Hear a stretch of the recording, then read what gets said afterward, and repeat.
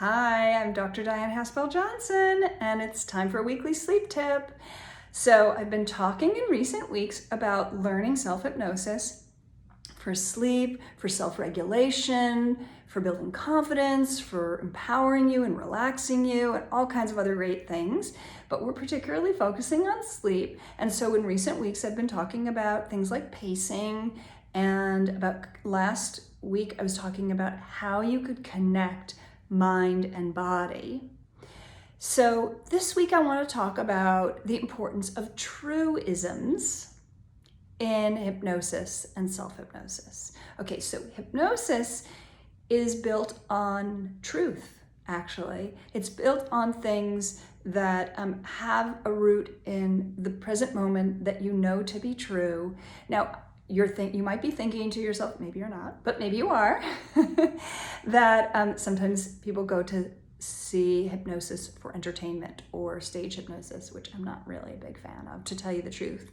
I think it often can be confusing to people when they see those kinds of displays where someone sings like Elvis or clucks like a chicken or something like that. And I want to reassure you that the people who have those experiences are open to having those experiences. In other words, if someone goes to a stage hypnotist and they're really curious, and I don't know, I'd be curious if I could do that, if I could cluck like a chicken. I bet they couldn't do that to me, but I think wouldn't be weird if they could.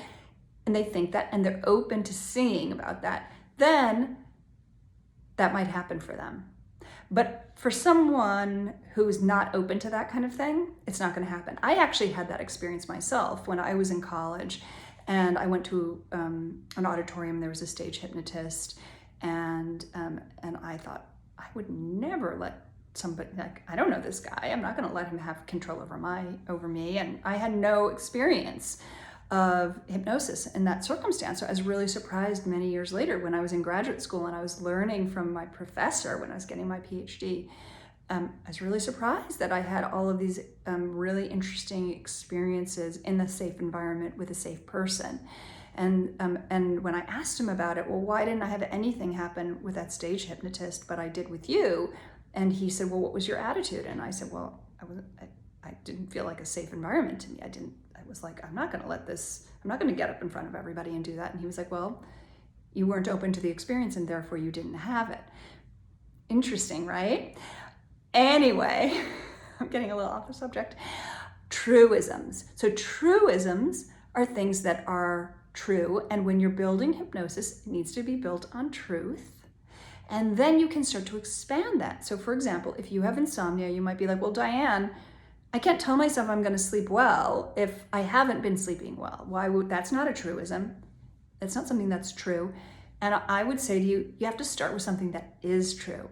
So for example, last week, I was talking about pacing, and I was talking about it with focusing on how the chest and belly expand and contract, move out and move in. And when you focus on things like that, those things are true. So then as you build on that, you can build in other things that you tell yourself that are all that you would like to be true and that you sort of believe could be true, but are not yet true. And that moves your unconscious in that direction. So for example, I could say to myself, and I'm just noticing the gentle movement of my chest and abdomen. True. And I take in exactly what I need at this moment as my chest and abdomen expand. And I let go of what I no longer need as I exhale. Also true. And remember, I'm giving some pacing. Watch some of the videos for the past weeks where you can learn more about pacing.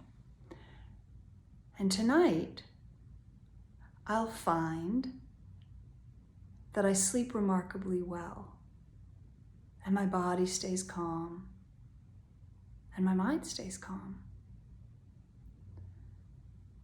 So I rest more easily. See, so you're building on truth. And your unconscious says, well, I could grant that too. And so that can be really helpful, all right?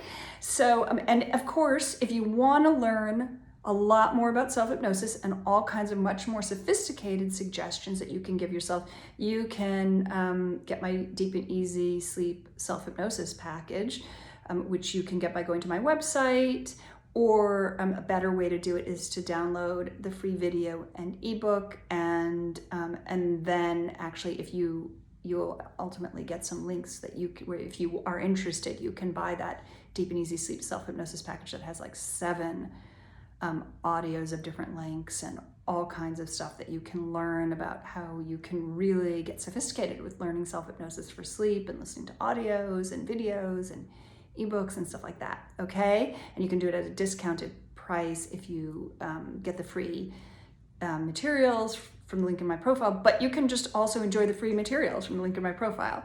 There's no obligation. So anyway, enjoy. Let me know what you think. Let me know how you're sleeping. I always love to hear in the comments. Okay, until next week, sweet dreams.